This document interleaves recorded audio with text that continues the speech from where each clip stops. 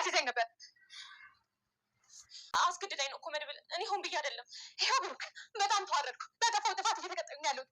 ከዚህ በኋላ በጣም ባለጌ ሰው ነሽ። አንተ ምንድን ያልከው? ቅድስትና እንደዚህ ተነጋገራት እንዴ?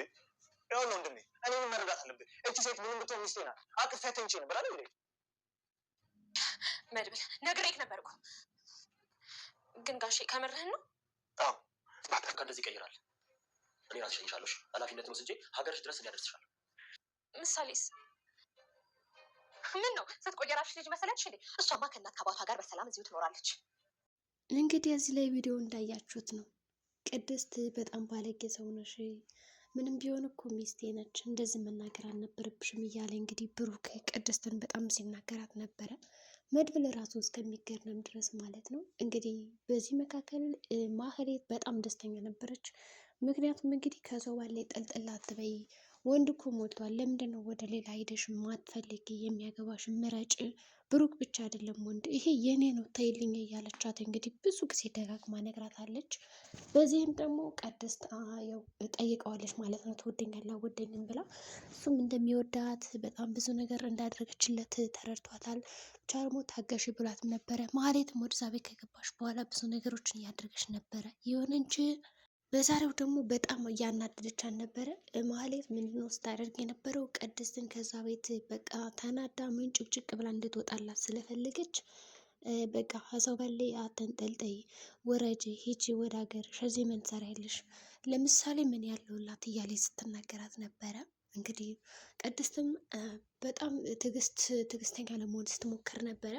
በመጀመሪያ እንግዲህ በጠዋቱ ለመድብል ቁርስ አቅርቢለት ተብላ ለእሱ ያቀረበችውን ቁርስ እንግዲህ ጥርግ አድርጋ ትበለዋለች። በዚህ መካከል ደግሞ ቅድስት አዎ የተሰራማ ጥርግ አድርጎ መብላት ልማድሽ ነው፣ ሰርተሽ አትበይም እንጂ ትላታለች ማለት ነው። በዚህም እንግዲህ ማህሌት ተሰማትና አንቺ እኮ የኔ ሰራተኛ ነበርሽ፣ አሁን ምንድን ነው እንደዚህ የምትፈነጭብኝ? በማለት በጣም ተናገረቻት ማለት ነው። ቅድስትም አንቺ እኮ የመጣሽው ከዚህ ቤት ራበይ ጠማኝ ብለሽ ሰራተኛ ሁላ ካደረጋችሁ እኔ ችግር የለብኝም እቀበላለሁ ብለሽ እኮ ነው የመጣሽው። ምንድን ነው እንደዚህ የሚያደርግሽ? ንግስት የሚያስመስልሽ ምንድን ነው ብላ ቅድስት ስትናገራት እንግዲህ ቀመሰችውና ምንድን ነው ያደረገችው? ጭራሽ ይበልጥ እንድትናደድ በቃ ጨው በዝቶበታል እና ለምን አትቀይሪልኝም ያለቻት። ጨው በዝቶብኛል እና እስኪ ሄደሽ ቀይር አድርግልኝ ያንን ምግብ ስትላት ደግሞ በጣም በገነች ማለት ነው። ከዛ ብድግ ብላ ወደ ኪችን ሄደች። ወደ ኪችን መታ ራሱ ልትፋታ አልቻለችም። ምንድነው ስታደርግ የነበረው? በቃ ትክክል ነው፣ ወደ ኪችን መምጣትሽ ልክ ነው፣ ድሮም የሰራተኛ መቀመጫ ይሄ ነው ኪችን ነው እያለች በጣም አናደደቻት። ቅድስትም ከአቅሟ በላይ ሲሆንባት ምንድን ነው ያደረገችው? በቃ ዞር በይልኝ አንቺ ምንድን ነው የእኛ ከላኔ ጋር የምትታገየው ትልና ከዛ በኋላ ያደረገቻት ነገር ምንድን ነው? ይበልጥ እንድትናደድ በጣም ስትገፋፋት በጣም ምር ብላት ከዛ ቤት እንድትወጣላት ነው የፈለገችው። ነገር ግን ቅድስትም ሁኔታውን በትክክል ለማረጋገጥ እና እንዲሁም ለመረጋጋት ሞከራለች። በቻለችው አቅም ተረጋግታ ነበረ። ግን ከአቅሟ በላይ ሲሆንባት በቃ እኔ አንቺ በወፍር መሰለሽ እንደ ይሄን ያክል ምንድነው የምትጨቃጨቅ ትልና ሴት አድርጋ ጉሩምቧን ይዛ ለመግደል ተሞክራለች ማለት ነው። እንግዲህ በዚህ ቅጽበት ማህሌት እርዱኝ ድረሱልኝ እያለች እንግዲህ ጮኸች። በሌላ በኩል እንግዲህ መድብል ወደ እነ ሞገስ ቤት ሄዶ ነበረ። ምክንያቱም እነ ሞገስ አሁን ላይ በጣም ትልቅ ፍራቻ አድሮባቸዋል።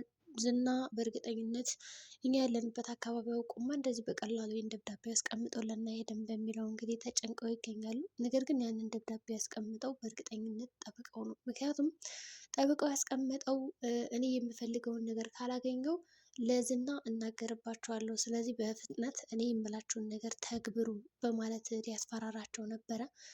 አወዛግባቸውን የሄደ ወይ ደግሞ በእርግጠኝነት ሉላ የምፈልገው ነገር ካልሰጠችኝ እኔ እሰጠዋለሁ፣ ይሄንን ደብዳቤ ቤታችሁ የት እንዳለ ለዝና እነግረዋለሁ እያለ ያስፈራራቸዋል። እስካሁን አልተገናኙም። እንግዲህ ከመድብል ጋር ጠበቃውና መድብልም እንግዲህ እስካሁን ቢገናኙ በጣም ጥሩ ነበረ። ምናልባት ሊተዋወቁ ይችላሉ፣ እንዲሁም ደግሞ ብዙ ነገሮችን ተው ሊለው ይችል ነበር። አሁን ላይ ሞገስ እንግዲህ እኔ ወዴትም አልሄድም ብሎ ነው የሚያስበው። የመጣ ይምጣ እንጂ አሁን ከወንድሞችና ከጓደኞች ጋር ሆኜ ይጋፈጣለሁ ብሏታል። ሉላ ደግሞ ፈርታለች። በቃ ጠበቃው ይህንን ቤት ስለሚያውቀው ሌላ ቤት እንከራይና ከዚህ ቤት እንውጣ እንጥፋ ነው የምትል። እሱ ደግሞ አይፈልግም። እውነት ነው። ከዚህ በኋላ እስከ መቼ ተደብቆ ሊኖር ይችላል?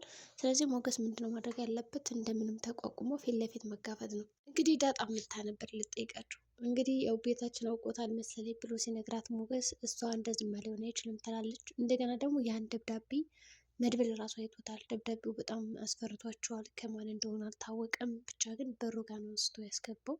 ይህ እንግዲህ ደብዳቤው ማን ሊሆን ይችላል ያስቀምጠው? በእርግጠኝነት ዝና አይደለም። ዝና አሁን ከአለቃው ጋር እንግዲህ ስለ ትህትና እያሰበ ነው። ዶክተሮችም ስራ ስለበዛባቸው እንግዲህ የትህትናን ጉዳይ ሊጨርሱት አልቻሉም። ትህትናም አልበላም አልጠጣም እያለች ትገኛለች። በአሁኑ ግን ደግሞ እንድሰብ ብትልም በጉልበት እያበላት ይገኛል። እኔ አንተ ባገባህ ራሱ እንኳን እንደዚህ እንደምታሰቃይ ነው እንጂ የማስበው ሌላ ነገር አላስብም። ስለዚህ በቃ ሞቴ ይሻለኛል ብላ የምታስብ ትህትና እንግዲህ የትህትና መጨረሻ ምን ሊሆን ይችላል? እንደኔ ግን ትህትና እዛ ቤት ለመምለጥ ብትሞክር የተሻለ ነው ብዬ አስባለሁ። ምክንያቱም እስከ መቼ እዛ ክፍል ተዘግታ ትቆያለች? ቢያንስ እንኳን ዝናን እሺ አገባለሁ ትልና ከዛ የሆነ ቃል ግዛ ምናምን ብላ ብታመልጥ አሪፍ ነበር። ግን ደግሞ ምንም አይነት ማምለጫ የላትም። እንግዲህ ማህሌትም ቅድስትን የፈለገችውን ነገር አድርጋታለች። ብሩክ የለም ነበር ከቤት ማንም እንደሌለና መድብል እንዳለ አድርጋ ነው ይህን ነገር የፈጸመችው።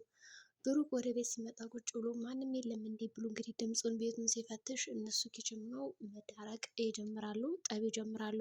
እኔ ግን ይህ ሀሳብ ቅድስት እዛ ቤት እንድትባረር ያደረጋት የብሩክና የመድብል ሀሳብ ነው ብዬ አስባለሁ። ምክንያቱም ማህሌት አሁን ላይ ከዛ ቤት ገብታ አልወጣም እንዳለች ሁላቸውም ተረድተዋል። እንዲሁም ደግሞ ስለ ዝና አጣሪ ብትባልም እያጣራችም ስራዋን እየሰራች አይደለም። ስለዚህ እነሱ አሁን ላይ ቅድስት እዛ ቤት ከወጣች በእርግጠኝነት ሁሉን ነገር ትነግረናለች ብለው ስላሰቡ መጀመሪያ የማህሌትን ፍላጎት ለማሟላት ነው የፈለጉት። ምክንያቱም ቅድስት ከወጣች በእርግጠኝነት በቃ ብሩክም የኔ ነው ይሄ ቤት የኔ ነው ብላ አምና ሁሉን ነገር በግልጽ እንዲነግራቸው ነው የፈለጉት። ይሁን እንጂ መድብልም አናግራታል። ትዕግስት አድርጊ፣ ከዚህ በኋላ ምንም ነገር ቢፈጠር በቃ ቻየው ብሏታል፣ መክሯታል ለቅድስት። ከዛ እንግዲህ ብሩክ እንደመጣ ይሄ ነገር ይፈጠራል። ጠቡ ሲፈጠር ምንድን ነው ያደረገችው? ልደበድበ የነበረው አንቃ ልገለኝ ነበር፣ እርጉዝ ነኝ እኮ ደግሞ ምናምን እያለች በጣም የሌለ ነገር ጨመረችባቸው። ቅድስት በጣም በእውነቷ ተገርማ ጋሽ በጣም ይቅርታ እኔ በጣም አናደኝ ነው ልደበደበኝ ነበር ብትል የሚያምናት ነው ያጣችው። ምክንያቱም በቃ ጭራሽ በኤሌክትሪክ እኮ ልታቃጥለኝ ነበረ ብላ ሚስጥር ምናምን ጭምርምር አድርጋ የሌለ ያለ ነገር ጨማምራን የተናገረችው። በዚህም እንግዲህ ብሩክ በጣም ይናደድባታል በቅድስት። እንግዲህ ምንም ብትሆን እኮ ሚስቴ ናት ነው ያለው።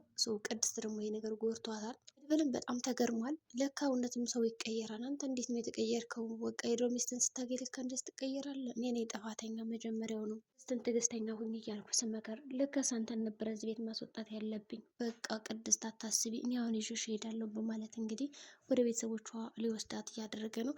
በእርግጠኝነት ግን ብሩክ ይህንን ሀሳብ ቅድስትን ለመጉዳት ፈልጎ አይመስለኝም። ማህሌትን እዛ ቤት እንድትወጣ በመጀመሪያ የእሷን ፍላጎት ላሟላለት፣ ከዛ በኋላ መቼም ቅድስት የኔ ናት ብሎ ስለሚያስብ ነው እንደዛ አድርገው ብዬ አስባለሁ እኔ በበኩሌ። ምክንያቱም ሲቆጣት ነበረ። ሲቆጣት ቅድስትን ማህሌት ደግሞ ደስ እያላት ነበር። በዚህ ምክንያት ሀሳቡ የተሳካለት ይመስለኛል። እንግዲህ የብሩክ ጉዳይ ቅድስትን እዛ ቤት ማባረር አይደለም። ማባረር የሚፈልገው ማህሌትን ነው። ግን ደግሞ ማህሌት በመጀመሪያ ቅድስት እዛ ቤት ወጥታ ስለማየት ስለምትፈልግ ከዛ ሁሉም ነገር ሰላም ነው ብላ ስለምታስብ ሁሉም ሚስጥር ተነግረናለች።